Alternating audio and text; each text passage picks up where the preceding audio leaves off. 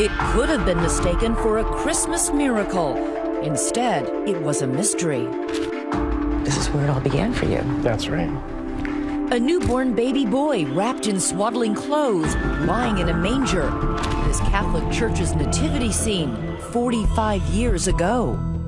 I was about 5 days old. No clues as to who abandoned him, his mother missing, but another mother watching over. I got a feeling like this might have been where my mother waited and trying to muster the courage to do it. On that silent night, left with only a handful of disposable diapers, but left by whom? Well, now ABC News and 2020 are helping to track down his parents. And he's not alone. Tonight, out of thousands of 2020 viewers and searchers on Facebook, I was found in a Christmas dinner. 3 desperate people pleading for our help.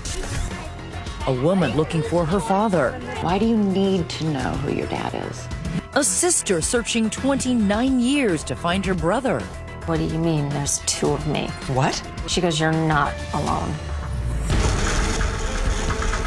Tonight, cold cases solved right in front of you with a sleuth, These are the first time you've seen these Yeah, photos? I've never seen these before. a scientist, With DNA, we will find a match for everyone who's searching.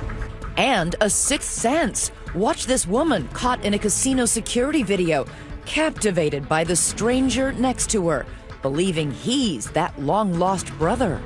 Oh my God, that's my brother. Total goosebumps. That was him. That was him. Looking for the lost, whether they want to be found or not. Why did you wait so long? Tonight, people searching to find a home for the holidays. Good evening, I'm Elizabeth Vargas. And I'm David Muir. Thanks for joining us this Saturday night, now a week before Christmas, and so many families are finalizing plans to get together home for the holidays. But imagine what it would be like not knowing where your original home was or who your birth parents were. So we've assembled a crack team of searchers to find them, using computer work, legwork, cutting-edge science, and even good old-fashioned intuition. Will it result in some Christmas miracles? We start with my trip to that Texas church and the search for the mother who left her baby in the manger. It is the dawn of the aptly named Me Decade, 1971. All in the Family premieres on television. President Nixon installs that recording system. And the Bee Gees were tearing up the charts with How Do You Mend a Broken Heart?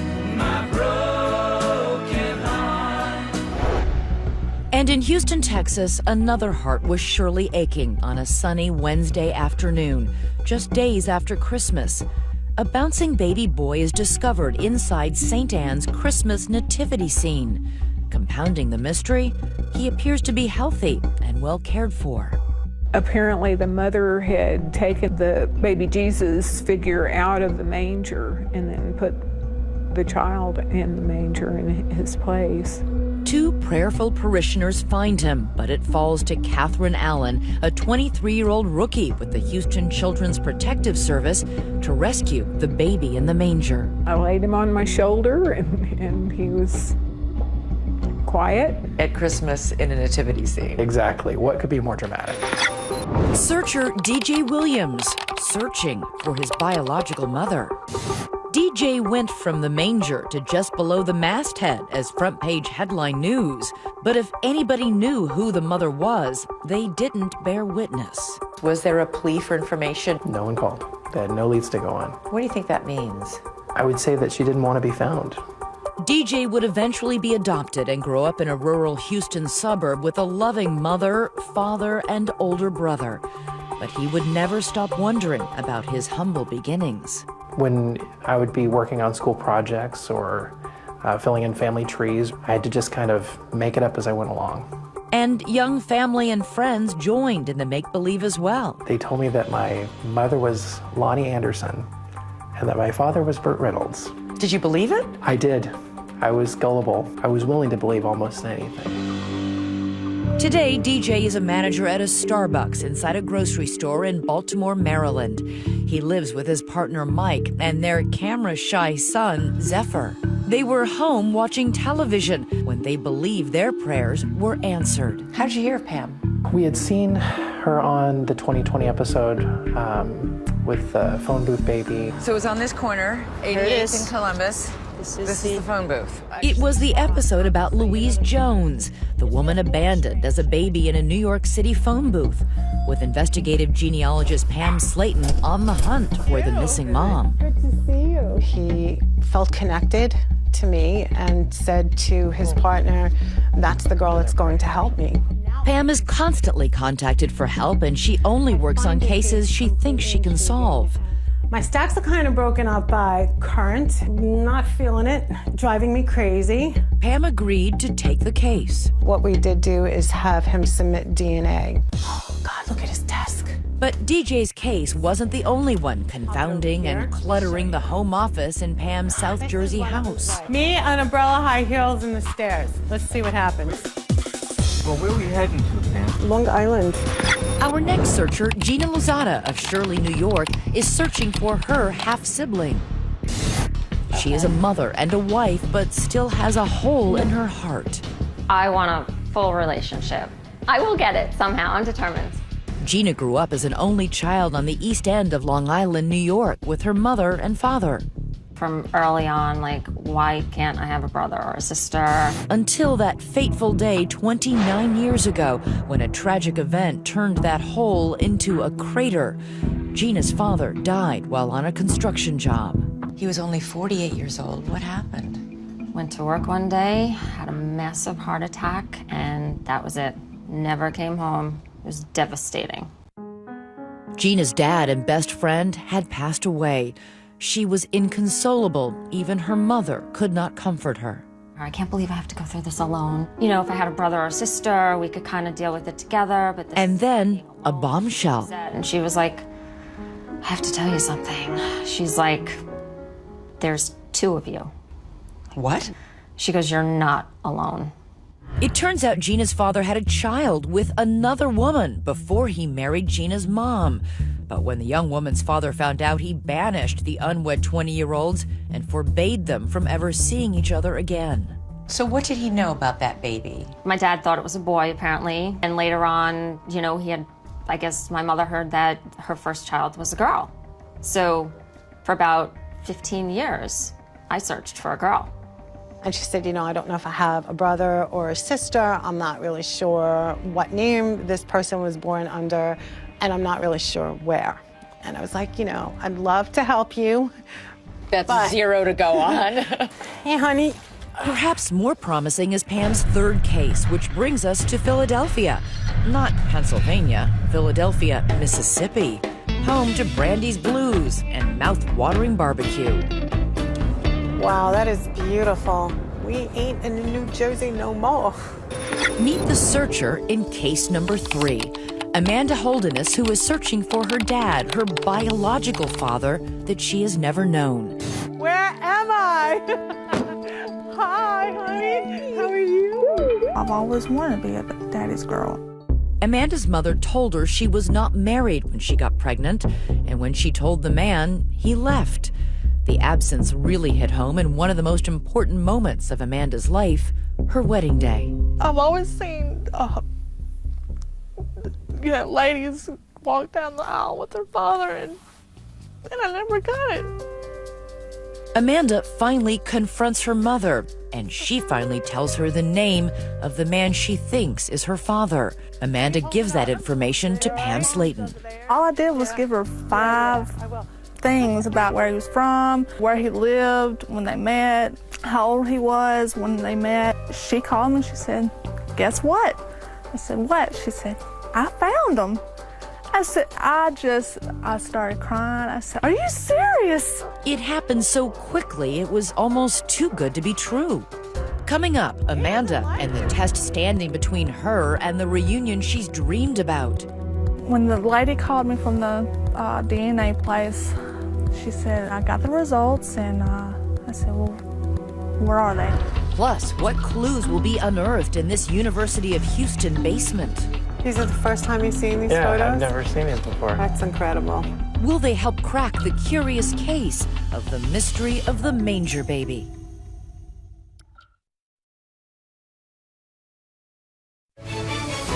2020 Saturday continues. Once again, Elizabeth Vargas. If you haven't watched Good Morning Houston lately, you've missed. Somebody's keeping a big secret in the heart of Texas. A newborn baby abandoned in a manger. Surely someone knows something. So we turn to our station KTRK, Houston's news leader. At 2020's request, they interviewed our searcher, DJ Williams, and helped get the word out to their 2 million Houstonians. Well, a man is trying to find his birth parents. To really figure out who he is and where he came from. Now, ABC News and 2020 are helping to track down his parents. How old were you when you finally got the full story of where you were found and how you were found? I was probably about 15, and I had been helping my grandmother, and she showed me some newspaper clippings. Maybe there are more articles that could contain a clue. The one newspaper that covered the story, the Houston Post, is out of business. But in the basement of the University of Houston Library, some old rolls of microfilm. I have someone here by the name of Erin. She's going to help us go through the microfilm. I'm Pam Slayton. Nice to meet you. And this is DJ. Hi. So you haven't seen the articles? Never have. All I had was just a little yellowed clipping. But it definitely was front page news. 29th. All right, so there it is. It didn't reveal much, so we tracked the reporter of those old articles to hopefully shed some light. Gary Taylor. Gary Taylor was a cub reporter on the Evening Crime Beat back in 1971. You were discovered about 5 p.m. on a Wednesday. Okay. On Friday, one of our photographers came over to wherever you were and took this set of photos of you. Looks like I'm yawning. These are the first time you've seen these Yeah, photos? I've never seen these before. That's incredible. That is amazing. Sweet. Next up, we take DJ to see Bennett Greenspan, the CEO of Family Tree DNA. So let's go and let's look at your DNA. And if you look right here, you have one match. In what seems to be an early breakthrough, some of DJ's DNA is matching up with someone else in the database. It doesn't get a lot better than that. Pretty incredible, huh? Wow. But who is it?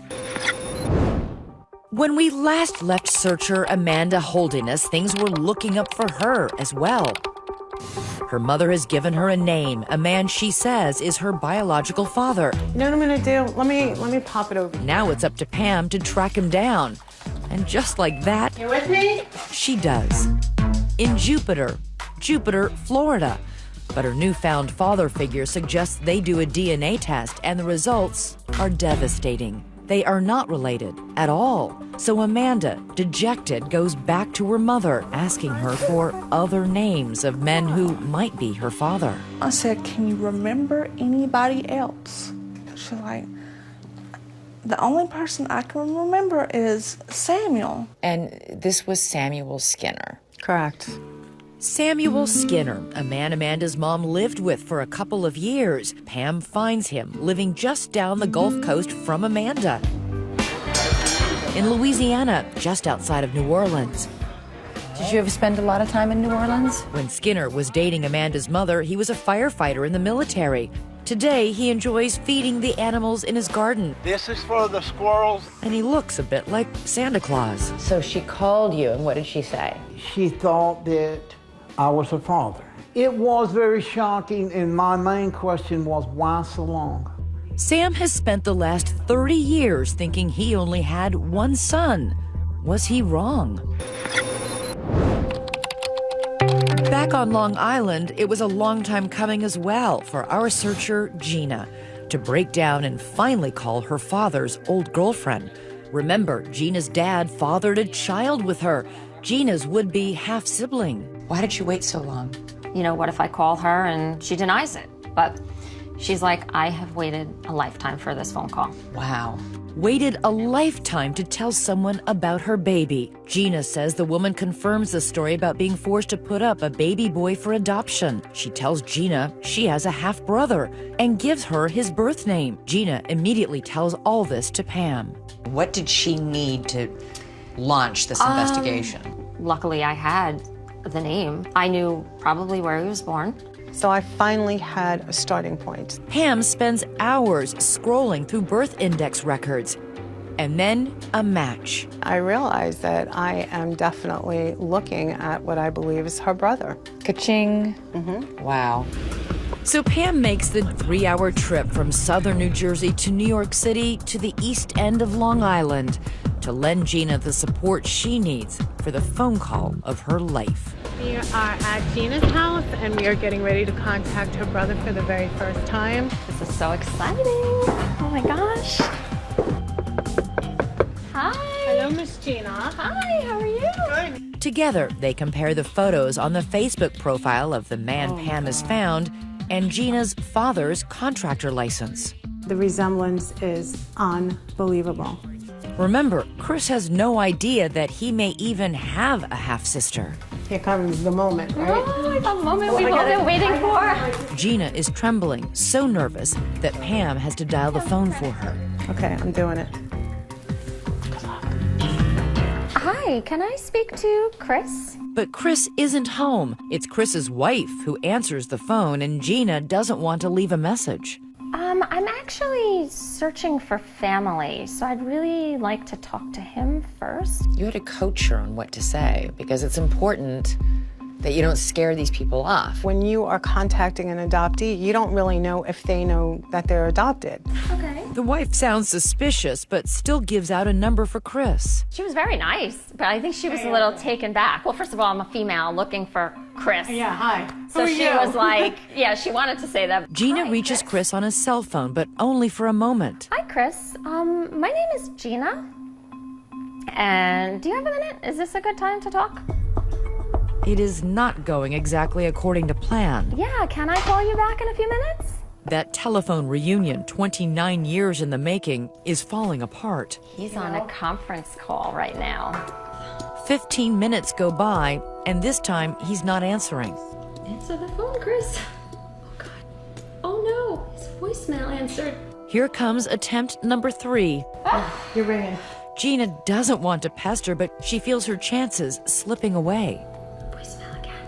Pam takes matters into her own hands, texting Chris on Gina's behalf. I just text, hi, it's Gina again. Can you talk? I have information for you. I mean, it's kind of enticing. If we don't hear from him, then maybe we should call the wife. Up next, sometimes it's not science that cracks the case, it's a sixth sense, a gut feeling. A weekend trip to a casino, and Gina thinks she unbelievably might be locking eyes with her missing brother. And it's all caught on tape. So you were having this reaction not because of what you saw. Oh, no, what I felt. Stay tuned.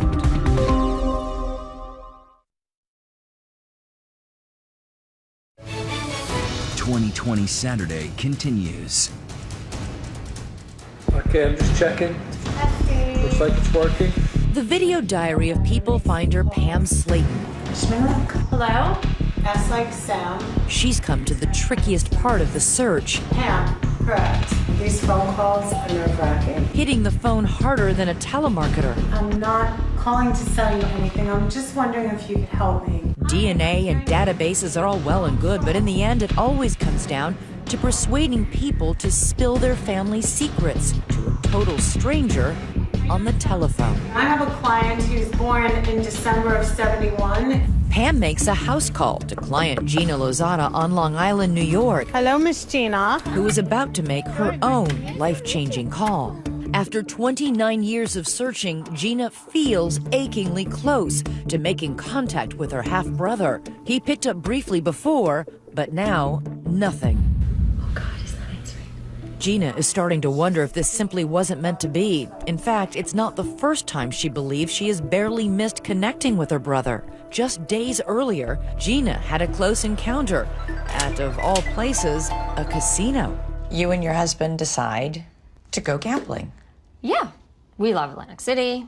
Take a look at the surveillance footage 2020 has obtained from the Golden Nugget Casino. You see Gina and her husband suddenly come to a dead stop. Gina says she is seized by the strangest feeling. You see her gesturing to her husband. She feels drawn to someone at the roulette table. There's Gina, and see the gambler in the hat right there not 2 feet away? A total stranger. But as the roulette ball bounces around, Gina feels like her number just hit.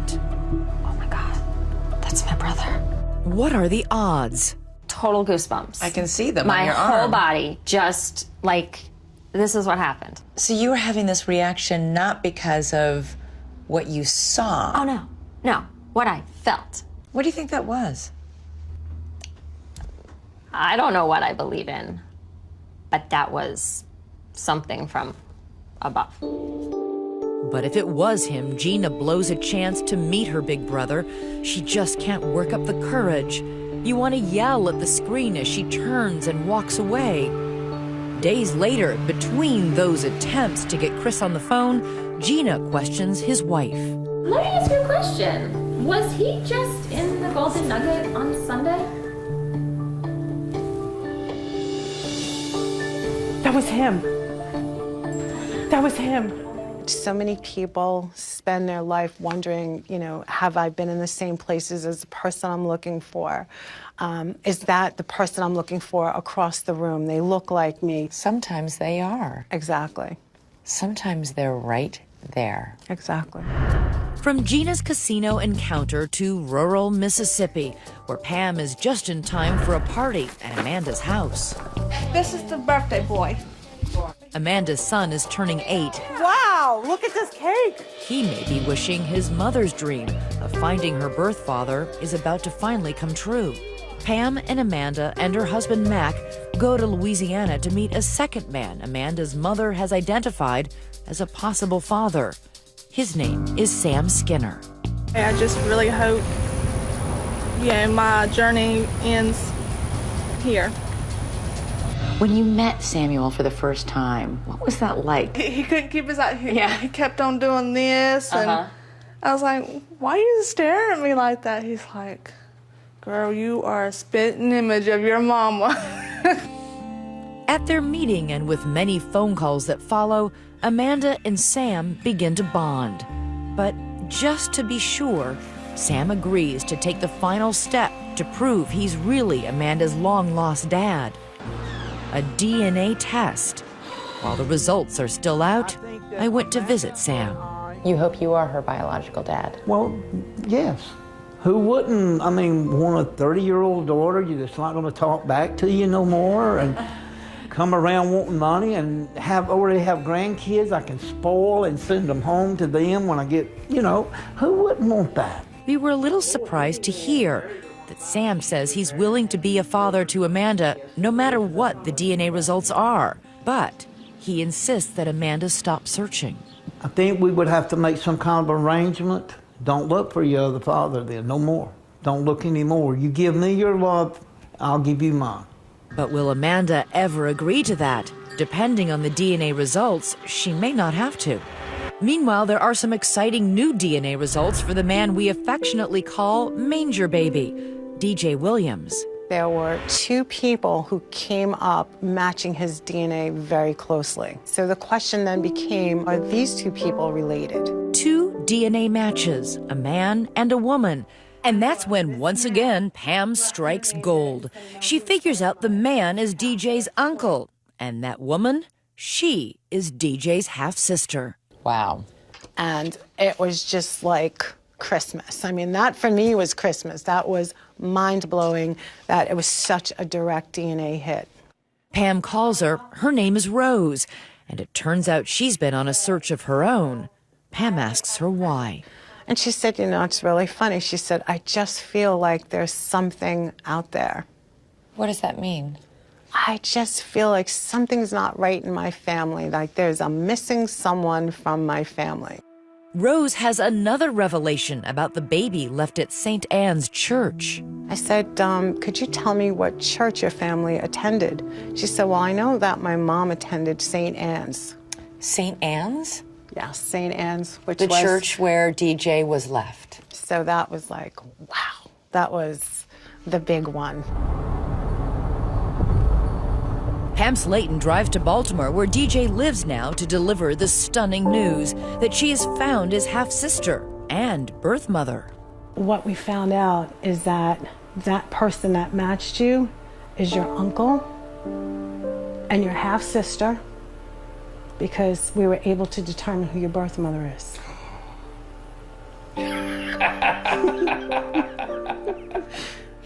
Okay. I got goosebumps. This is nervous laughter, by the way. Are you shocked? Oh, yeah. Yeah? I would say shocked. This DJ is your birth mother. Oh. Wow. I can see that. I have her smile. Yes. That's crazy. But Pam has heartbreaking news about the woman in the photo, the woman who left DJ in that church, the mother he longed to meet and maybe hug and hold. She is dead.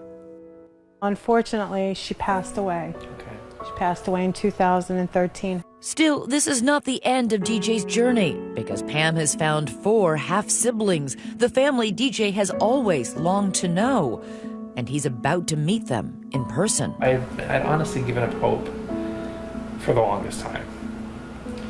Wow, I just can't believe it. That's amazing. When our search continues, a reunion as big as Texas. But can DJ's newfound family handle the secret of what their mother did?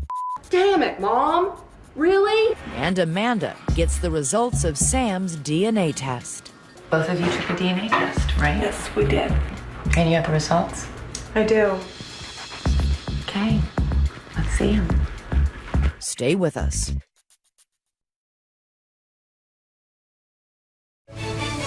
"2020 Saturday" continues. Once again, Elizabeth Vargas. My name is Amanda, and I've never met my father, and I want answers. Amanda Holderness's search for her biological father has stretched from her home in Mississippi to a false lead and crushing disappointment in Florida, to New Orleans, where a prospective new father has been located.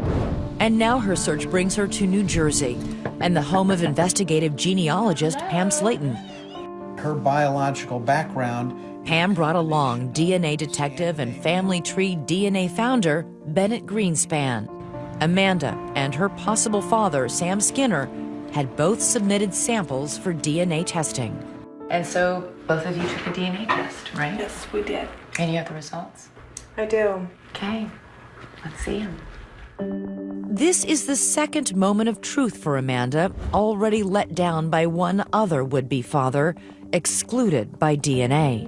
Now, the results of the second man, Sam Skinner, with whom she and Pam have bonded. I instantly liked him, and I loved seeing Samuel and Amanda together because there appeared to be like an instant connection, and the two of them just, it was like they knew each other their whole lives.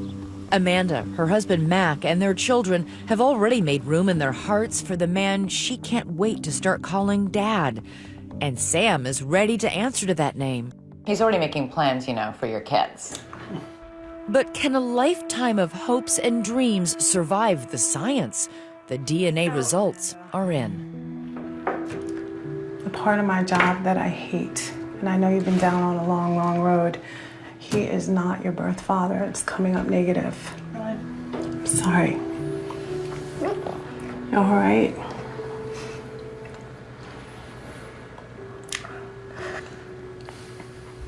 I know. You've been down a long, tough road. Okay. When the test came in, no match. That had to be one of the most difficult things I had to do, was to know that it wasn't a match and to have this girl who was so excited to finally put this behind her and to give her this devastating news that it wasn't a match was not an easy job to do. Now Amanda has to share the bad news with the man who was almost her father. Hello? Hey, Samuel? Yeah, this Amanda? Yeah, this is Amanda. What's going on? Well, they told me what the results are with the DNA. Okay. And? It's not good. In his own gruff way, Sam couldn't have been more gentle and kind than if he actually had been Amanda's biological dad. Don't get discouraged. Don't think bad. Just think positive. But there is one unresolved issue between them. Remember what Sam told me when I met him in New Orleans. If I'm not the real father, I mean, we can sit back and talk. If she's going to use me as a father, and I said that, we forget about the rest. Don't go looking no more. He did tell me that he would be willing to be your dad, grandfather to your kids, but his one condition was that you stop looking. Wow. Amanda is stunned, but now on the phone, Sam is ready to stay in Amanda's life with no conditions. In fact, he encourages her to keep looking for her biological father. I hope you don't stop your search, and I hope you keep continuing on and find what you need. I think he fell in love with her, and he must have really loved Amanda's mother. And I think he felt that connection, and I think he really truly wanted to be her father. And if he wasn't her biological father, he cared enough about her to step in and take over as her father anyway. And yet for Amanda, that wasn't enough. Even though she has an emotional need to find a father, she also wants that real blood connection. So she's still looking. Right. We are still looking. But will our other searcher cases have far better outcomes?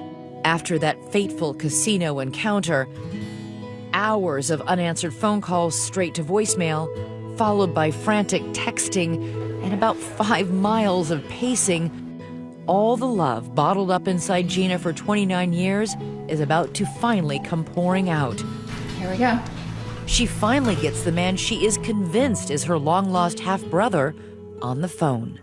Hi, Chris. It's Gina. It certainly is. Yes, I finally found you. Are you shocked? Oh, Something so many of us might take for granted, a simple phone call. In this case, life-changing for both of them.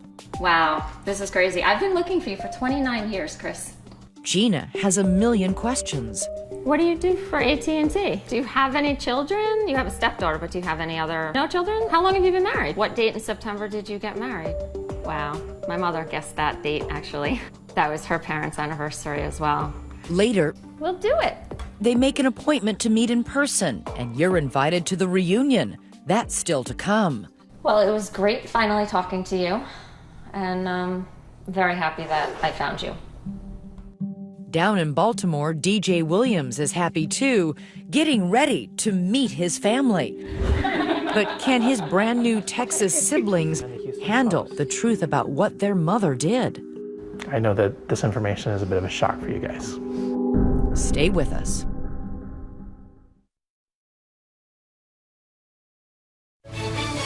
"2020 Saturday" continues. Once again, Elizabeth Vargas. A lucky summer day in Atlantic City, New Jersey. After 29 years of searching, Gina Lozada is heading back to the Golden Nugget Casino to collect a jackpot. Gina had spotted this man, Chris DePaolo, who she is sure is her half-brother. Now her head-spinning moment at the roulette wheel is about to be trumped by this. Hello, Gina. Oh my God. How are you? Let me look at you. Oh my gosh, you look so much like your dad. I It's have to see. unbelievable. Sometimes just one hug isn't enough. Chris and Gina returned to that same roulette table at the Golden Nugget, where she had that jolt of intuition about the gambler in the hat. You were oblivious, and you were just playing and focused. It was just so funny. I sat there and watched you, and it was just crazy. Because I knew it was you. It's crazy. brother that Persistence. she Webster didn't- Dictionary. I know. Persistence. Gina Lozada. Now just thank her. I mean, thank her and be a good brother. Chris and Gina say they are so sure their personal details match up that they don't want or need a DNA test. They say they know. There are lots of siblings who grew up and spent their whole lives together and might not be as close as Gina and Chris seem to be. I think he was very open to receiving her. If only her father had ever known.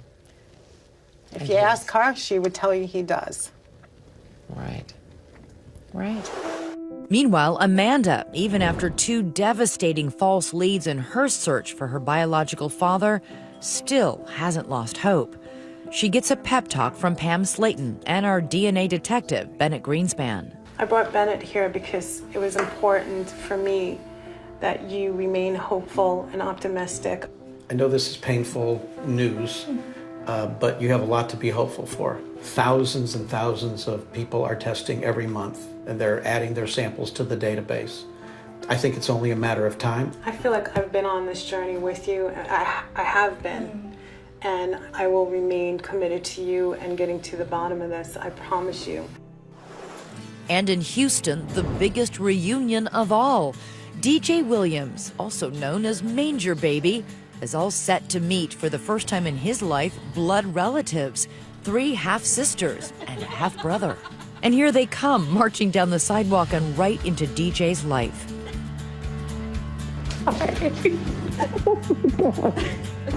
DJ's first hug, and it's a long hug, goes to Rose. So good to see you. Then Katie, Robert, and finally Kirsten. For the first time since he was left alone in a church 44 years before, DJ is in the arms of the biological family he never knew. So what are you thinking? You look like our Uncle John. Yeah. But amid the joy, there is tension as well, because DJ now has to tell them the story. They have no idea he was abandoned, left in a manger alone. Now he tells them what their mother did. I guess I should start with my story begins in Texas. Yeah. When I was about 5 days old, I was found in the nativity scene of St. Anne's Catholic Church. I was well cared for, very healthy, and I had a blanket and a stack of diapers and some formula with me. But looking back on the story and what I know now, I think that I was left there because that was the safest place that I could have been left at that time. I was born in December, so it was around Christmas time. And so that would be the safest place that I would be found. I know that this information is a bit of a shock for you guys. When we come back, there is one more surprise in store. One more person from DJ's mysterious past is about to walk through the door. Stay with us.